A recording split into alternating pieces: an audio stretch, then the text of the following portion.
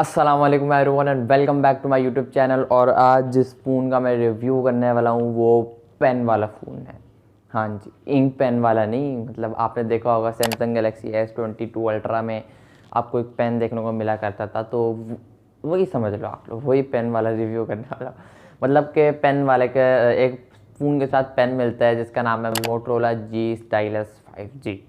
आप लोग की भी एक माइंड में आता होगा यार, काश हमें भी फ़ोन के साथ पेन मिल जाए, हम भी लिख खेलते रहें पेन के साथ ही, क्योंकि आजकल की जो आवाम है वो फारिग होती है काफ़ी। खैर मजाक कर रहा हूँ यार। तो पेन वाले फ़ोन का मैं रिव्यू करने वाला हूँ। उसका एक एडवांटेज जाता है, ये बेसिकली 5G फ़ोन है, मोटोरोला जी स्टाइलस 5G, पूरा नाम इसका 5G है। मुख्तलिफ वेरिएंट इसमें आते हैं। प्राइस को अगर मैं लेकर डिस्कस करूँ तो ये स्मार्टफोन आपको अच्छी बात ये है कि 50-51 हज़ार के आसपास देखने को मिल जाता है, PTA अप्रूव्ड। बाकी कुछ ना कुछ ऐसे पॉइंट भी मुझे लगे कि मैं आपको रोकूंगा कि इस फ़ोन को मत परचेज़ करो। सिर्फ एक ही चीज़ नहीं होती है, स्मार्टफोन को एक देख कर वो परचेज़ कर लो, और वो है पेन। तो काफ़ी लोग मैंने ऐसा देखा पेन को देख कर ही फ़ोन को परचेज़ कर लेते हैं। तो यार और भी स्मार्टफोन में चीज़ें होती हैं जो आज की इस वीडियो में मैं आपको बताऊंगा। मोटोरोला जी स्टाइलस 5G क्या आपको उसको 2023 में तो दूर की बात है, अब तो 2024 तकरीबन आ ही चुका है। तो क्या आपको उसको 2024 में बाय करना चाहिए, बिकॉज 2024 आने ही वाला है तकरीबन। तो आओ यार सारा कुछ जानते हैं आज के इस वीडियो में। क्या 2023 में अगर आप आज भी लेना चाहते हो तो क्या ले सकते हो, या फिर 2024 में ही लेना चाहिए?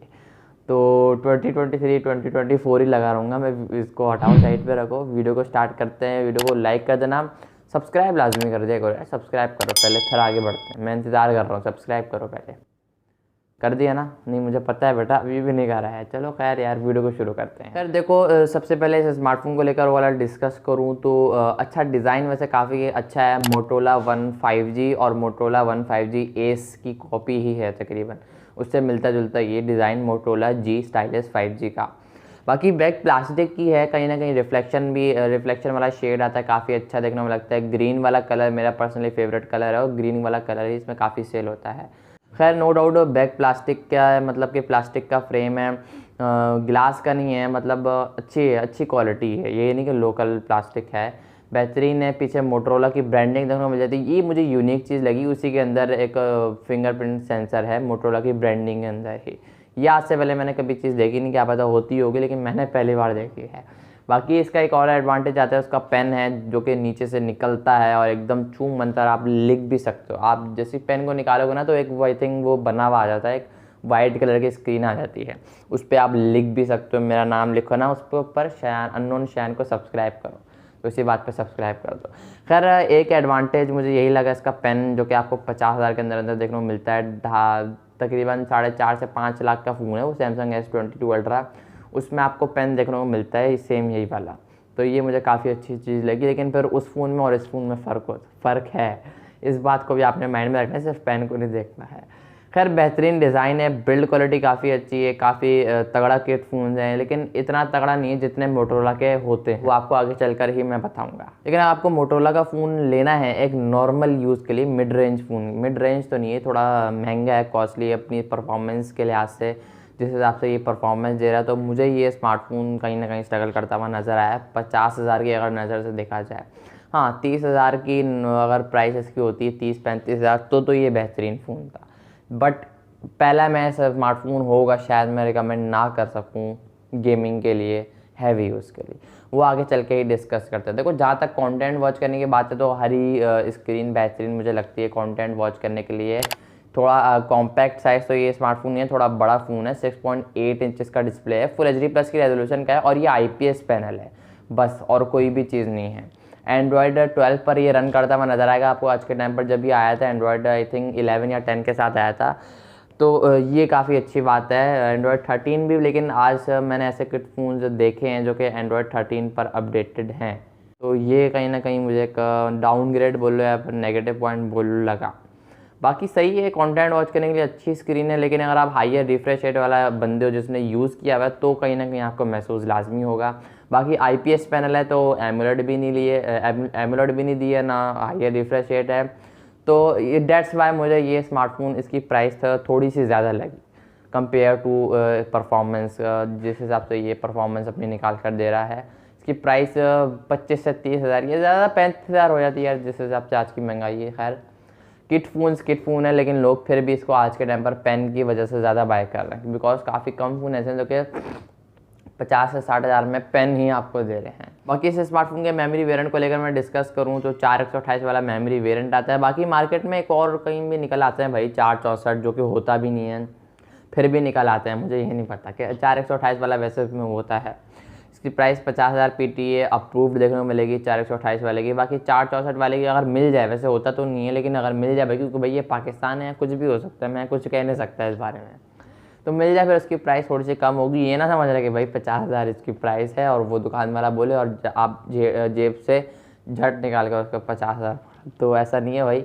464 वाले की प्राइस कम होगी, वैसे आता तो नहीं है 464 वाला, लेकिन भाई पाकिस्तान है एज़ यूजुअल, आप यू नो, तो कुछ भी हो सकता है। बाकी अगर मैं परफॉर्मेंस को लेकर बात करूं तो स्नैपड्रैगन का 480G प्रोसेसर लगा हुआ है, 5G प्रोसेसर है बेसिकली। ये प्रोसेसर जो है ये 5G फ़ोन भी है। अगर आप एक ऐसे फ़ोन की तलाश में जो कि 5G को सपोर्ट करते हो तो आपके लिए प्लस पॉइंट है, बिकॉज काफ़ी कम ऐसे smart kit phone specially 5G को ही सपोर्ट करते हैं। पाकिस्तान में ऐसा फ़ोन कोई बना ही नहीं है भाई जो 5G को सपोर्ट करे, 4G आते हैं बड़ी मुश्किल से। खैर मजाक कर रहा हूँ यार। बाकी अच्छा फ़ोन है जो स्पेशली किट फ़ोन इंपोर्ट होकर आते हैं ना बाहर से, इंपोर्ट एक्सपोर्ट जो भी, आई थिंक इंपोर्ट बोलते हैं। ये इंपोर्ट एक्सपोर्ट में बड़ा मसला होता है मुझे, आपको भी होता है तो कमेंट करके बताना, और सब्सक्राइब लाजमी कर दो, वीडियो आप लोग देख रहे हो अभी तक। तो ये जो इंपोर्ट होकर आता है ना बाहर से, तो इनमें ही ज़्यादातर 5G सपोर्टेड होते हैं। काफ़ी फ़ोन ऐसे भी होते हैं जो कि बाहर से इंपोर्ट होकर आते हैं लेकिन वो फिर भी 4G को सपोर्ट करते हैं। तो अगर आप एक ऐसा बंदा हो 5G को सपोर्ट करना है तो ये फ़ोन आपके लिए ही है।